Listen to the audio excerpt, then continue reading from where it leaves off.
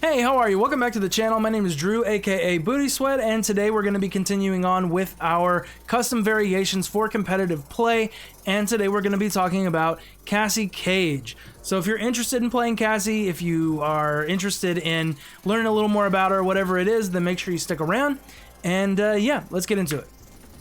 Alright, for our first variation, we're going with a pretty standard move here, which is the kneecapping move. It is this, she leans back and shoots her gun, and this is actually, if you amplify it, her main combo starter. It's her launcher into most of her damage. Now this is a one-slot move, which makes Cassie really powerful because she gets her launcher plus 2 other moves. I don't know why that's the case for her, whereas most other characters have to use 2 slots for their launcher, but for whatever reason, NRS decided to give Cassie a 1-slot launcher, and so she's able to use her other kinds of moves to go with it. And so just real quick to show you what a move or a combo looks like with this move.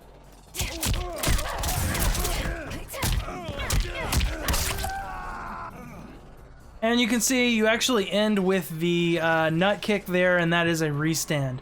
So you end up +4 after that, and their restand, they have to take your pressure.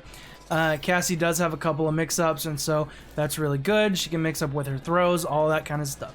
So we're not going to talk too much about kneecapping because that's essentially what it is just a launcher for combos. The next move we're going to talk about is the drone escape and the drone approach. Now, I don't see this, I mean, some people use it and some people don't. But I think this is a really strong move because it can help you get out of the corner in a pinch. Also, you can attack out of it. So if you're back here, you can get in really, really easily and have a really long-range jump kick, basically. Now, the input on it is a little weird on pad. I'm not the biggest fan because you can see it seems like it's really easy to not get it. But if you're not a scrub and you're not terrible like me, then you probably will do fine. But you can also do it backwards. Doing it backwards is easier for me for some reason. You can do it backwards to escape as well if you need to create some space for yourself, that sort of thing, so that you can use maybe Cassie's projectiles to try to do some zoning. If you need some space, you can use it for that.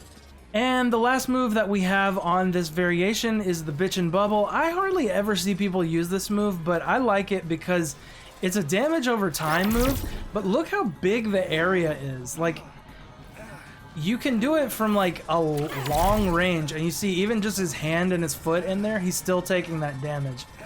And so you can really use it to like pressure people in the corner if you have them in the corner and then they try to get out or whatever. You can really like throw that up, and then you can, you know, try to get them with the launcher, you know, whatever it is. I dropped that, but you get the idea. I think that's just a pretty good move. I hardly ever see anyone use it though, so I don't know, take that with a grain of salt. The pros who use Cassie don't really use that move, but I think generally you can do pretty well with it if you're just talking about maybe playing competitively online and stuff like that. It can be pretty good. Alright, so that's going to be it for variation number 1. Let's go into the second one. Alright, for the second variation, just before we get into it, once again, I'd like to ask if you're enjoying this series, enjoy the videos, make sure you like and subscribe. That would really help me out. Yep, so anyway, let's go into the second variation for Cassie that we have here. Now, once again, we have kneecapping because you just kind of need it if you're going to play Cassie. It's a 1-slot combo launcher, so there's really no reason not to have it. So we still have it, of course, so you can do all these nice Cassie Cage combos, etc. But in addition, we've added the shoulder charge. Now, the shoulder charge is cool because basically it gives you this kind of this very long-range mid.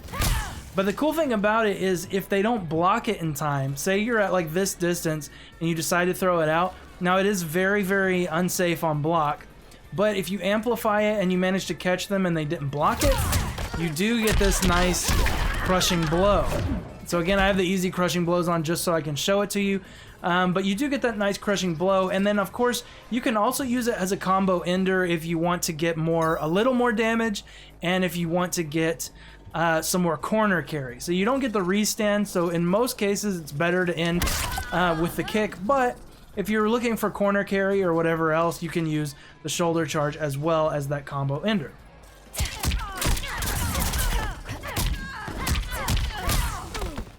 Now, in addition to that, we've added the glow kick. So that's this really cool move where she grabs onto the drone and then she whips forward like that.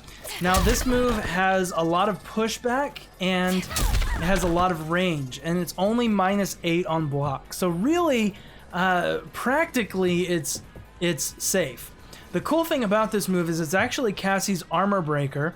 And what that means is if they are trying to break away and you're using, you know, say you're using the kneecapping to try to get that combo and they break away, you can actually get this move which will break their armor. But in addition, if it breaks their armor, it gets a huge crushing blow, or if you use it as a punish, it gets a big crushing blow. So you can whiff punish with it and get that crushing blow, or you can use it in a combo if they try to use breakaway and get that big crushing blow as well.